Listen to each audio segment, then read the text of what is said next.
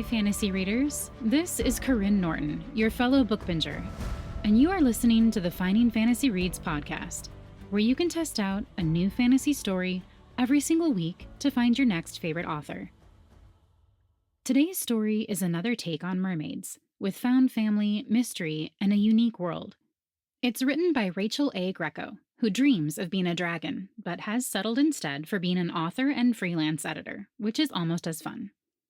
Her stories feature broken characters and beautiful endings in fantastical worlds, and several of her shorts have been published in Leading Edge magazine as well as other publications.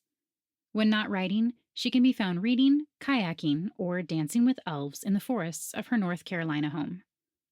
To find out more about Rachel and her books, as well as our newest giveaway, stick around to the end or check out today's show notes.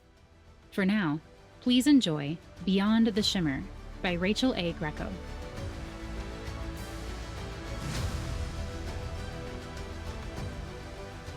Want to see how close I can get to the shimmer? My brother Gody clicks, his eyes on Tayanita's sand-colored face scales. The four of us, Gody, Tayanita, Boren, and I, float among the waterweed's curved tendrils, soaking up the sun's warmth that streams down into Lake Mantarin. I gaze up at the shimmer, the thin light separating us from the air breathers above, and shiver.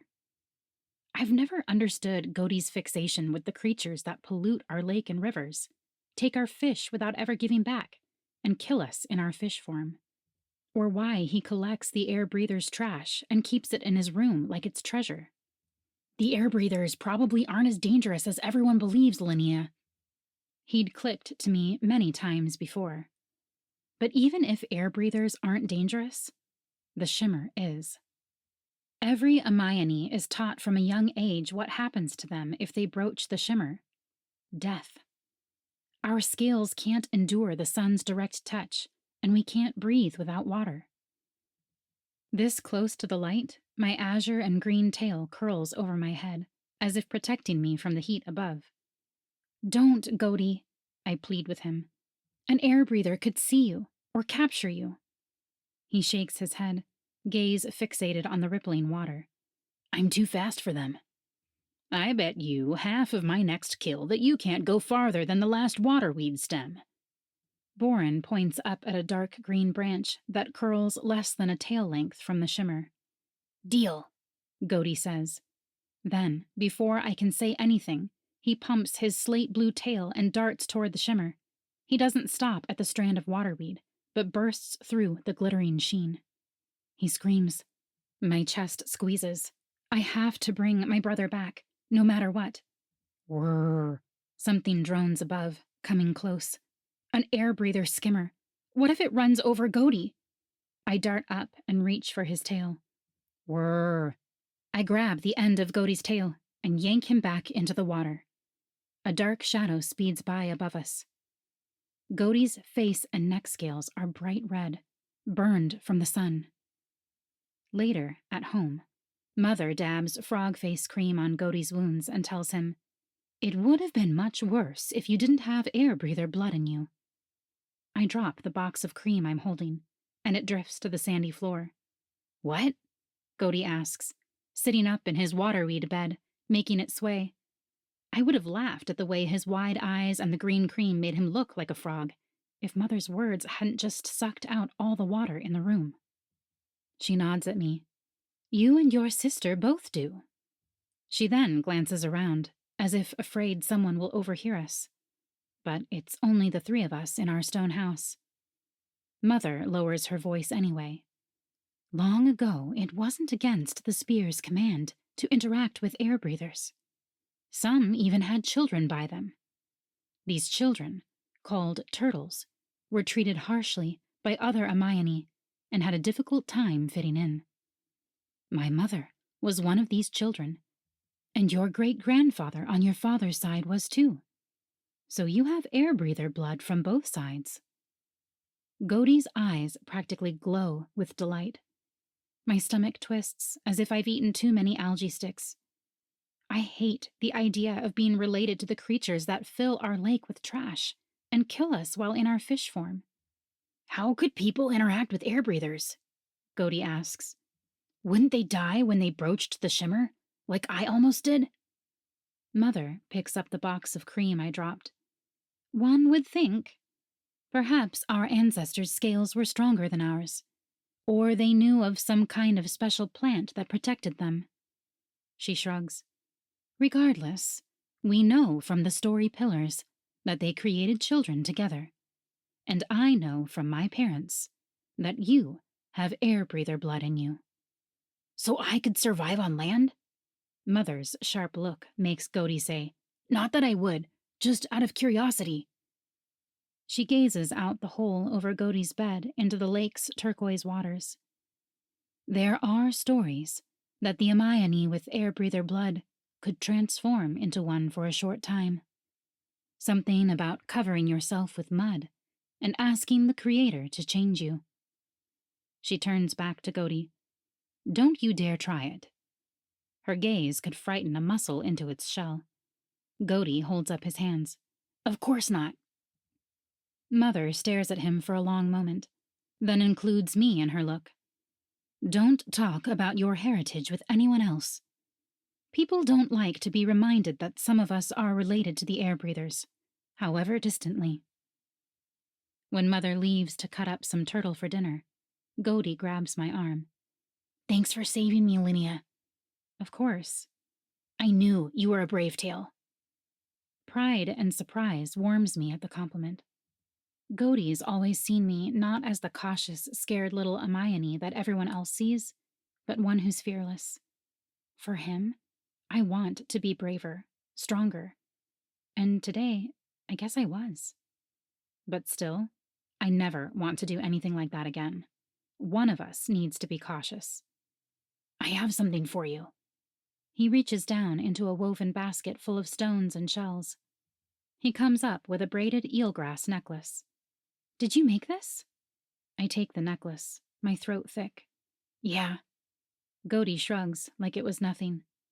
But it's not nothing, because Godi's rarely still.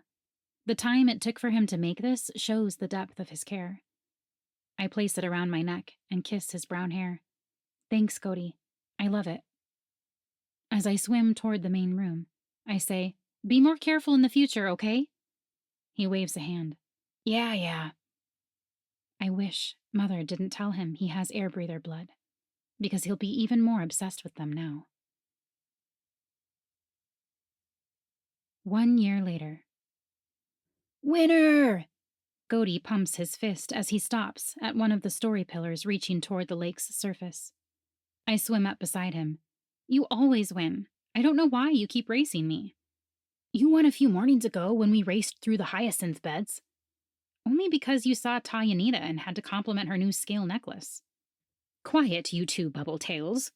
An older female hisses at us. Some of the silver tails are still sleeping. She gazes at the waving green fronds of the meadow beyond the story pillars, where sunlight beams off the shimmery tails of the eldest Amayani.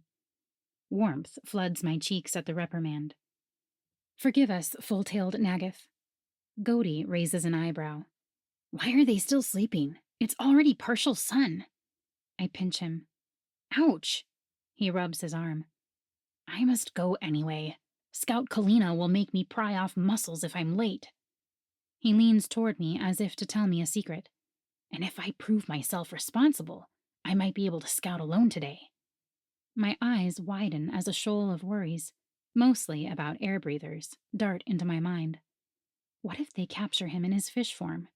Or worse, in his Amayani form? Keep your spear close.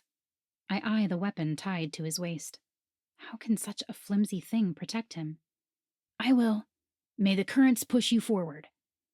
As my master and I clean the silver tail's scales, feed them mushed up eelgrass, and lead them above the meadow for a swim, I try not to think about what trouble Godi could swim into on the edges of the lake, too close to the air breathers. But my thoughts, like fish, keep darting to him. The only time I don't worry about him is when I hear a purifier.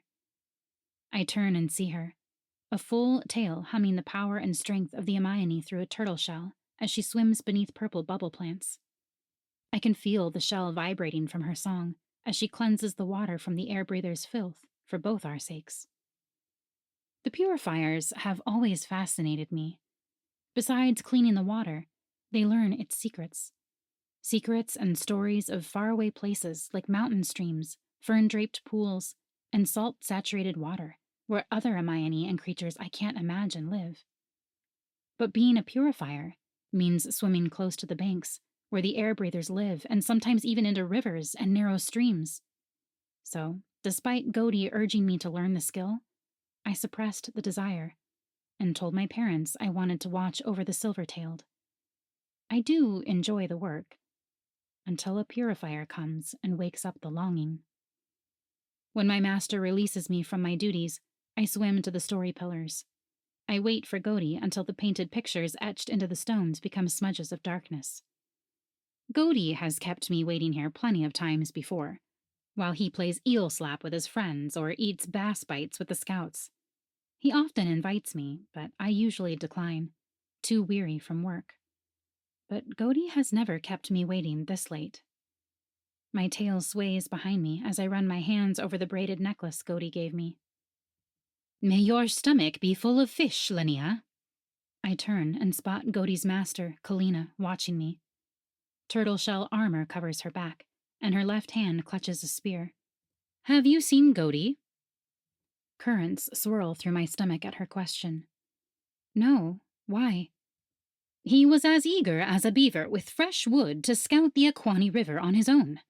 I shouldn't have sent him, though. Her fingers tighten on her spear's shaft. He's too inexperienced and reckless. I turn my gaze toward the river that's the blood of our lake, though it's too far and dark to see now. Many of the air breathers' dwellings line the Aquani. What if they're eating Godi right now in his fish form, or killing him in his Hermione form? Bubbles stream from my mouth as my breaths come in gasps. Godi's not only my hatchmate, but my best friend. He taught me eel slap and cheered for me even when his friends laughed at my terrible throws. Clapped the hardest when Master Adamani chose me as his apprentice, and listened to my dreams of helping the purifiers. Come on, Linnea. I'll take you home. Perhaps he's already there. I doubt that, but I let Kalyne take my arm and pull me between the poles lit with glowing night fronds that line the bottom of the lake. My brother's not home, and our parents don't know where he is. Kalyne leaves to inform our leader, the spear. Somehow, I end up in my room, curled in on myself, running my hands over my necklace. I can't breathe. I can't breathe. My fingers travel up and down the necklace. Up, down. I force myself to breathe in time with my fingers. In, out. Up, down. In, out. 50 breaths later, Kalyne tells my parents in the next room that she's going to lead a scouting group up the Aquani. But we all know there won't be anything to find. Our only enemies are those who live on the other side of the Shimmer, and they wouldn't leave Godi in the river if they found him, whether they caught him in his fish or Hermione form. Hopefully, he became an air breather. But what if his air breather blood isn't enough to protect him, and he's lying dead up there? Breathe, Linnea. Up, down, in, out. 5,000 breaths later, near dawn, Kalyne returns with bad news. No sign of Godi along either river. My chest is so tight. Is it possible for an Hermione to die from suffocation? This time, it's Godi's voice I hear in my head. Breathe, Linnea. I obey Godi's voice. A deep breath in, let it out. In, out. My fingers find their rhythm on the necklace again. Up, down, in, out. I'm able to think and remember the last time I couldn't breathe. The last time Godi did something fish-brained and swam up to the Shimmer. I have to help him like I did then. But how? I can't just grab Godi's tail and pull him back into the water. We don't even know where he is. If only we could look for him on land. I drop the necklace against my scales. Godi's not the only one who has air breather blood. The idea of going beyond the shimmer is a fishing line caught around my neck, pulling tight. But if I don't go, Godi could die, if he hasn't already. I see him disappearing into the shimmer without me, his hatchmate. Heat rips through me like the sun blistering Godi's scales. How dare he always be so reckless, not caring about how it affects those who love him? I cling to the heat. I'll need it to save Godi. I swim out of the eelgrass, separating my room from the main one, where the spear, Kalyne, and my parents are talking. I'll go. My firm clicks surprise me. I'll go look for Godi on land. I have air breather blood from both of you, so I'll be able to stay on land longer than anyone else.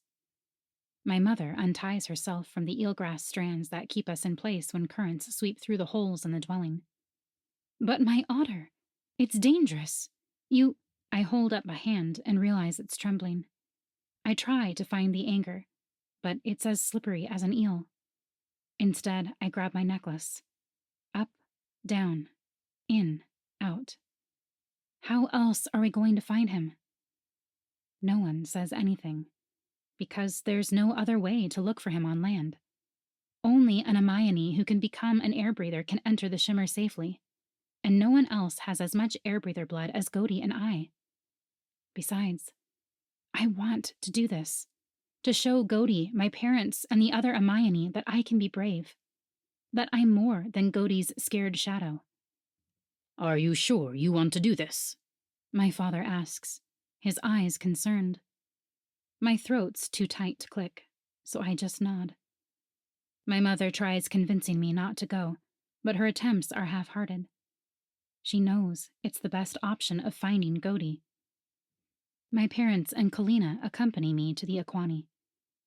Here at the edge of the lake, the shimmer's only a few tail lengths above us. The morning sun brightens the water, and I shrink away from the visibility, sure that at any moment an air breather will see us and pluck us up. Is that what happened to Godi? Did he even have time to turn into an air breather?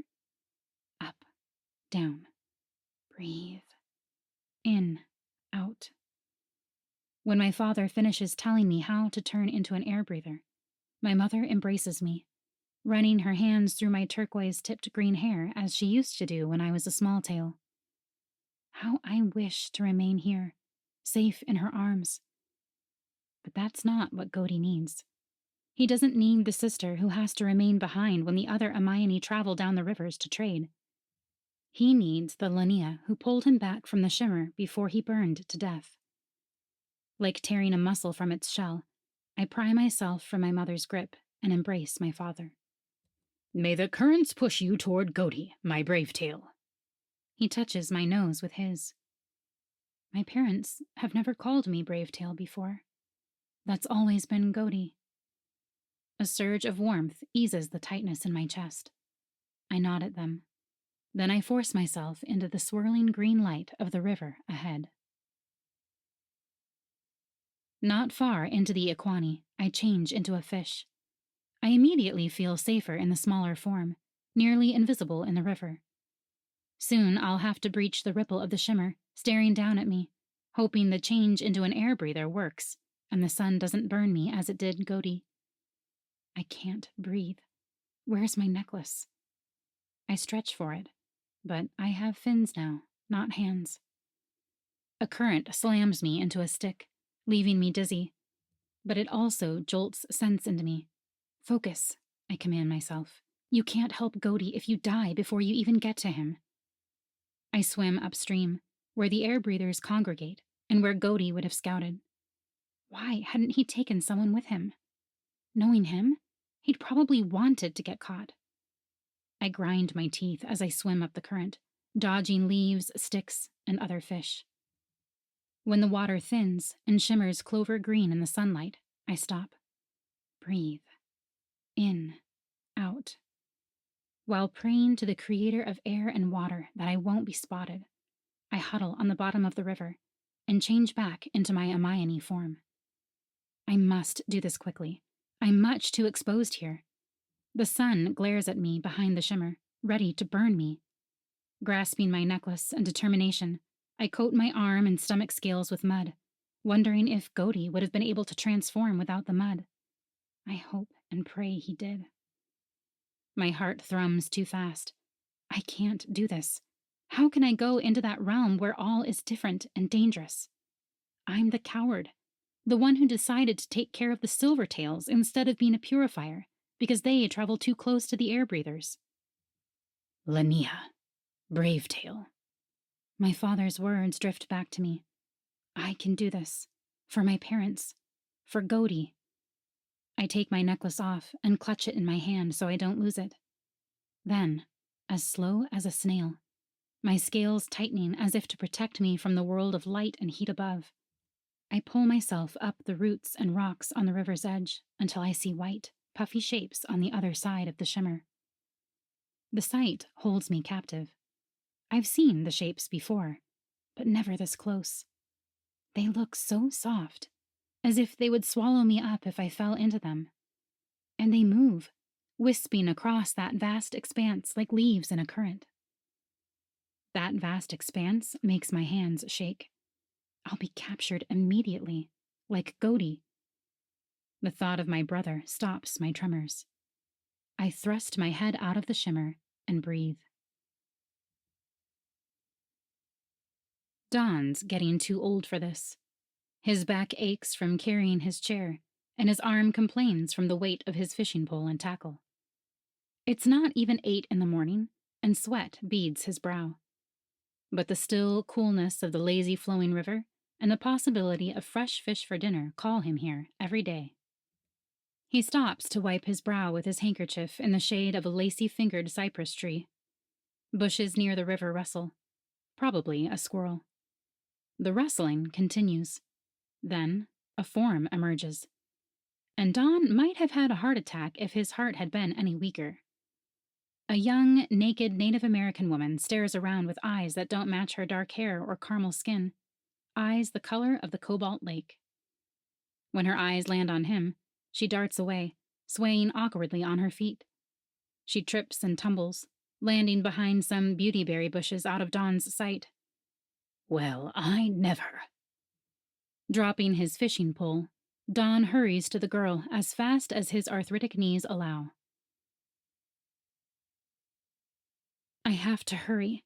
That air breather is probably on his way to kill me. I try untangling myself from the thorny plant I fell into, but my fingers are too long and awkward without their webbing. Wetness runs down my cheeks. I touch a hand to it. Am I leaking? Deep breaths, Linnea. In, out. My fingers find my necklace and travel the familiar pattern. Up, down, in, out. Why did I think I could do this? I'm an expert at following rules. But this? Venturing beyond the shimmer where I don't know anything? I'm useless. I will fail Godi. Unintelligible, harsh sounds bring me out of my pity. The air breather stands near me. Too near. I cower further into a plant, my chest tightening. Will he see me for what I am and capture me? His mouth moves, and odd guttural sounds come out. Then he steps closer, and an injured animal whine escapes my lips before I can stop it. My whole body trembles. Please don't kill me. Please don't kill me. Before I know what the air breather's doing, he grabs my arms, pulling me out of the biting plant and setting me on my feet. I wobble when the male lets go. I want to dart away, but know I'll just fall. He makes his odd noises again, then takes off one of the coverings on his upper body and offers it to me. I stare at it, confused. What does he want me to do with it? More sounds erupt from his mouth as he places the dark green covering over my shoulders.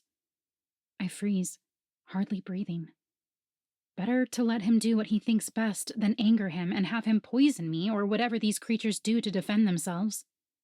So, though the covering feels bulky and heavy, I leave it on. The man tries speaking to me again, then gives up. He grabs a long white object off the ground that looks like a night frond, except it's square. He ties it around his waist so it hangs straight down, almost to the ground.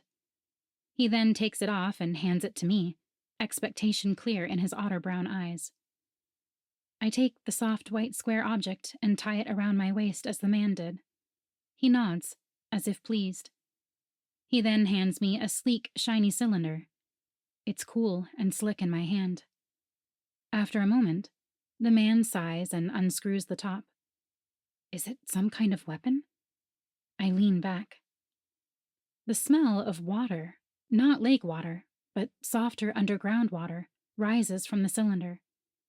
My mouth salivates at the scent, and my body suddenly feels dry and hot. But the air breather could have poisoned the water. I glance at him. His eyes are clear and expectant. The water smells as fresh as rain, and my thirst overcomes my caution. I drink it all in 3 gulps. The water must bring comprehension, for when the air breather speaks again, I understand him. You didn't have to drink all of it. I hand the cylinder back to him, careful not to let my skin touch his, just in case. The water has given me some knowledge of speaking in his language, though the sounds feel as odd as a turtle out of its shell when they fall from my mouth. I can understand you now. The words are slower and softer than his, but he must understand because he smiles, revealing oddly blunt and square teeth. I wonder if mine look like that now. Good, because that was exhausting. So who are you and where are you from, dear? Why are you running around naked in the forest? I don't know what deer or naked mean, but I know what the man's asking. How much should I tell him? Would he harm the Hermione if he knew the truth? But I can't find Gody in this huge place without help. I can't even move without falling down. And from the way the man's staring at me, he knows I'm different. So I decide to give him some of the truth. I'm Linnea, of Lake Mantarin. Behind the shiny surfaces on the male's head, his eyes seem to swallow me whole. I see. Well, it's nice to meet you, Linnea from Lake Mantarin. I'm Dawn. Dawn. The word is short and round, like an egg, like his hairless head. Are you from the Kohari Reservation on the other side of the lake? No. Okay, Dawn says. Well, would you like to come to my place for some eggs and bacon and proper clothes? I tremble at the thought of being stuck in one of the air breather's dwellings. At least out here I can attempt to run away. No. I need to find my brother. I don't know how long I have in this body, and I'm not making any progress. Hopefully this male can help. He looks like me, and he's lost. At least I hope he's in this form and not the fish one. That would make it much more difficult to find him. And if he's still in his Hermione form, then he's probably dead. Breathe. In, out, up, down. He probably won't be far from the water, and might be with another one of your kind. I change my mind mid-word, doubting they call themselves air breathers.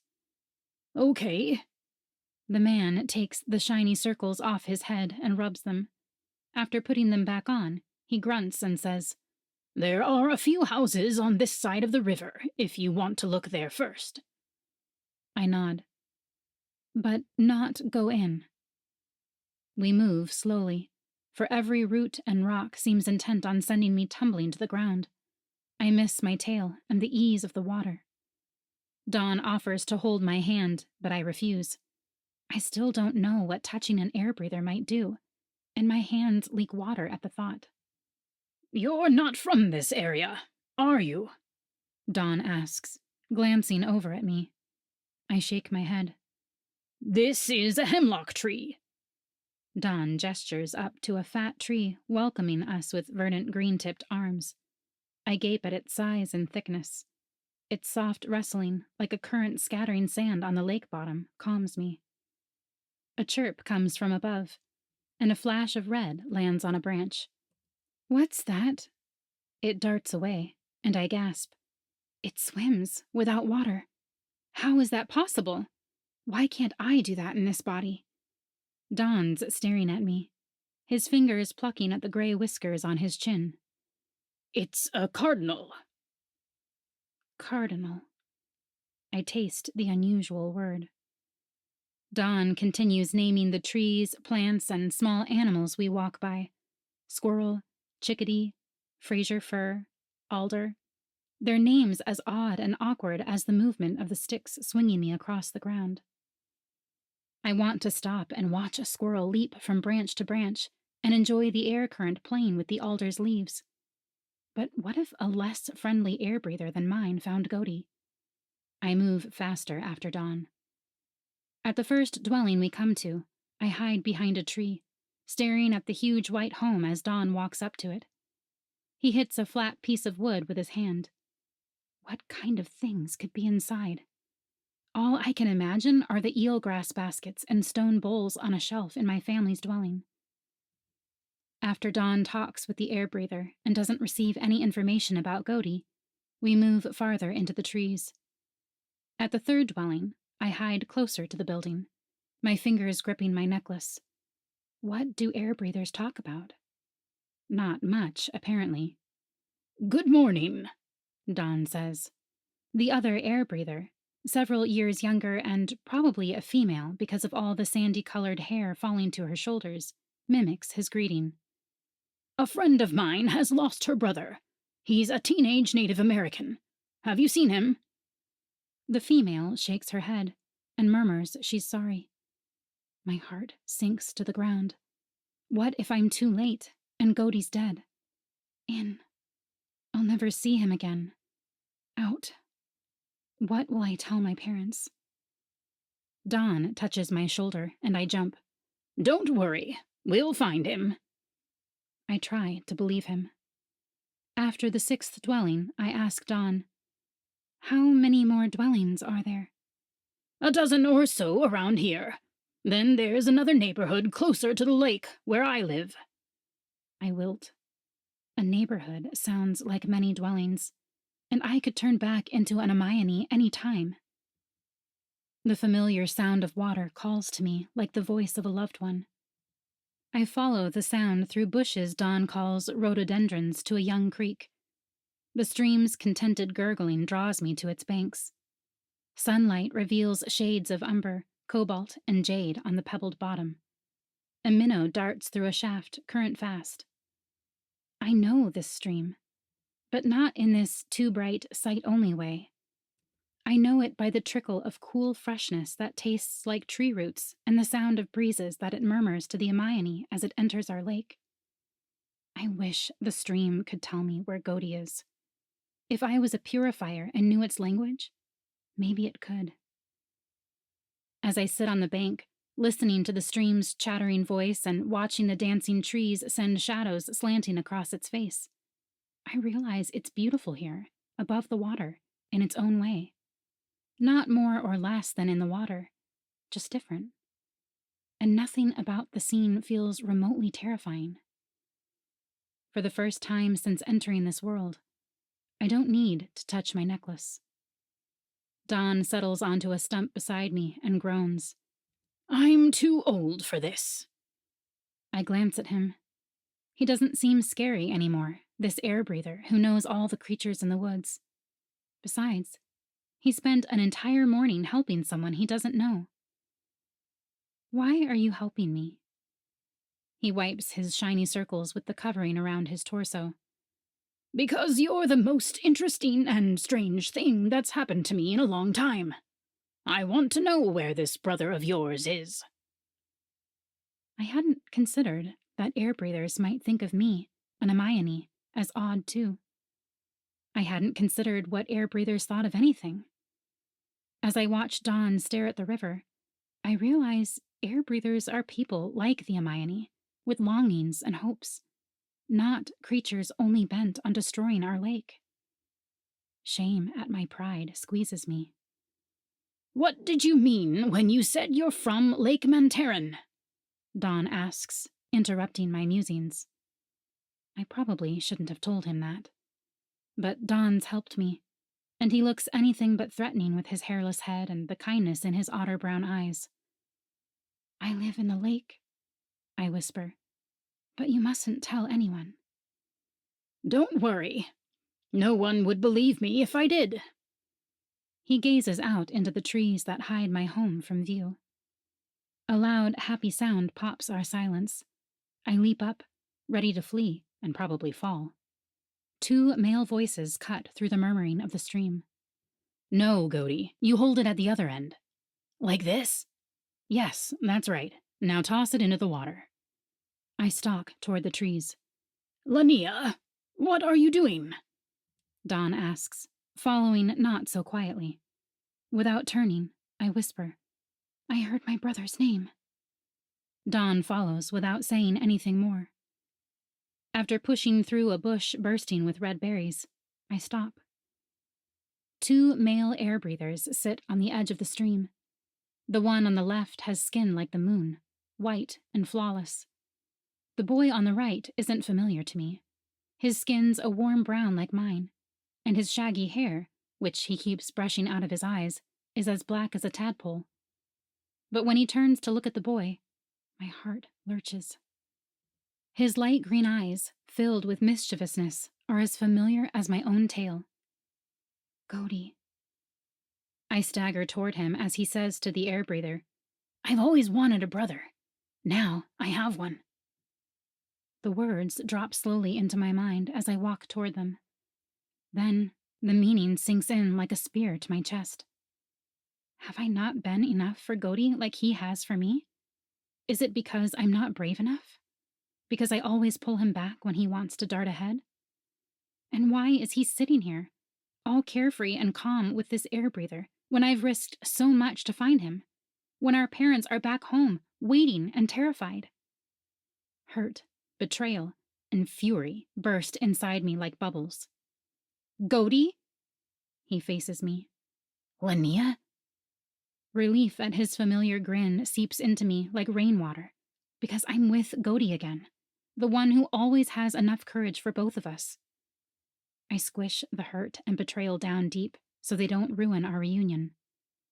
Gody stands and touches his nose to mine, then grabs my arm. How did you get here? How did you find me? I turned into one of these. I gesture at my awkward body, just like you must have. And this air breather, Dawn, helped me find you. I turn to where Dawn watches the proceedings with wide eyes. I just gave her some clothes and took her to some houses. She found you by herself. Salt and weed, Lania. Gody flicks my arm. I'm so proud of you. I never thought you'd be brave enough to leave the lake. I smile, trying to make light of the situation, but the hurt reaches up tentacles, refusing to be ignored. I guess your bravery wore off on me. My smile slips. How did you end up here? And why didn't you return home? Ned. Gody gestures at the moon-pale air breather. Caught me as a fish while I was scouting.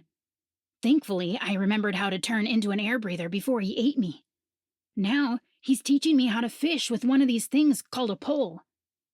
He holds up a slender branch-like object with strings dangling off the top. I barely glance at the object, more focused on how he didn't answer my question about why he hadn't returned home. I pull on his hand. Well, come on. Mother and Father are worried in circles about you. They'll be relieved you're all right. Gody drops my hand, his face morphing into the pain-riddled mask he'd worn when the shimmer burnt him. I know what he's going to say. Part of me knew it this whole time. He's never needed me like I need him. He's never been content in our watery world. But his next words are still sharp shells, cutting me into pieces. I'm not going back, Lania. I don't want to live surrounded by fear and boundaries. Out here, I can breathe and explore. There's so much to see. This world is so much larger than ours. Ned's been telling me all about it. Did you know they have roads? They're like streams that can take you to different places. His eyes shine at the thought. Then, seeing me in hundreds of pieces, his voice softens. The air breathers aren't as dangerous as we thought. Ned's going to be my brother and teach me about them. I don't realize I've sunk to the ground until I glance up and see Godey's pale green eyes peering down at me, pleading for me to understand. I want to tell him how much I need him, that I don't know who I am without him. But then I remember all I've risked for him, all I've done to protect him, reaching up to pull him back from the Shimmer, coming up here to save him. He threw those sacrifices away by saying he'd rather stay here and have a brother than his sister. Something fierce inside me wakens. I stand. How dare you want to stay here when I've gone through so much to find you? How dare you rather stay here with him? I gesture at the air breather, who you hardly know, than in the lake with your family, than with me, after all I've done to keep you safe. Godey stares at me. I've never stood up to him like this, and I'm just as surprised as he is. What has this air breather body done to me? But I can't blame this body, at least not completely. The change came from leaving my world and being confronted with the possibility of Godey leaving me, of realizing how dependent I am on him. My brother reaches out for me, and after a second, I let him pull me tight. His body is unfamiliar, but he still smells like waterweed and courage. You're right, Linnea. I've been selfish. My whole life, I've done my own thing without thought to what it cost you or our parents. He smooths my hair and lets out a sigh. I'll come home with you if you wish. Now that I know I can change forms, I can visit this place whenever I want.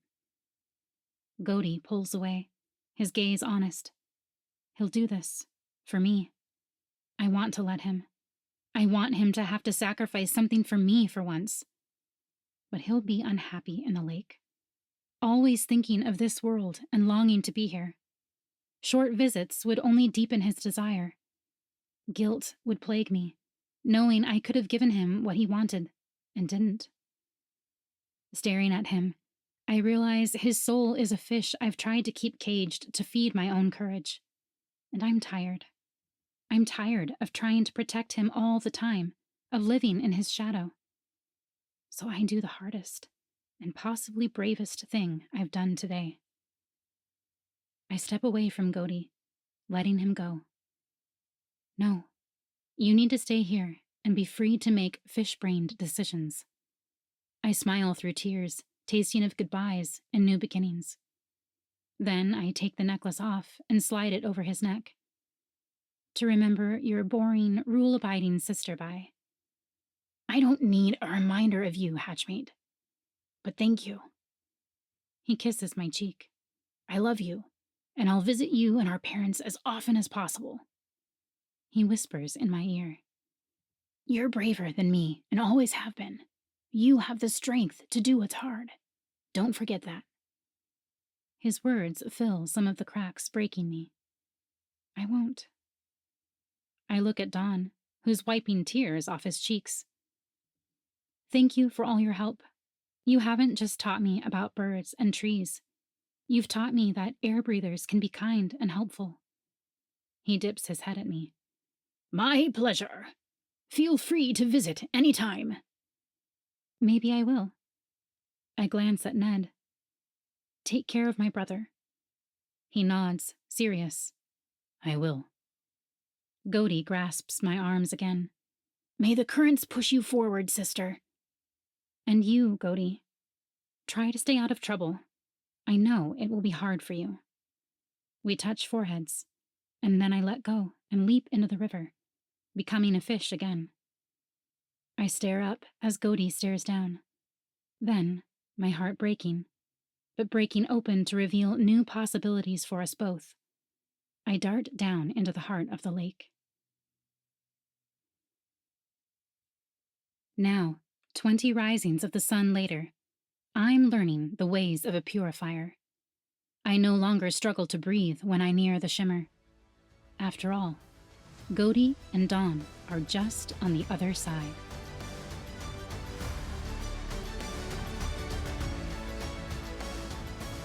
I hope you enjoyed listening to Beyond the Shimmer by Rachel A. Greco, narrated by Karyne Norton.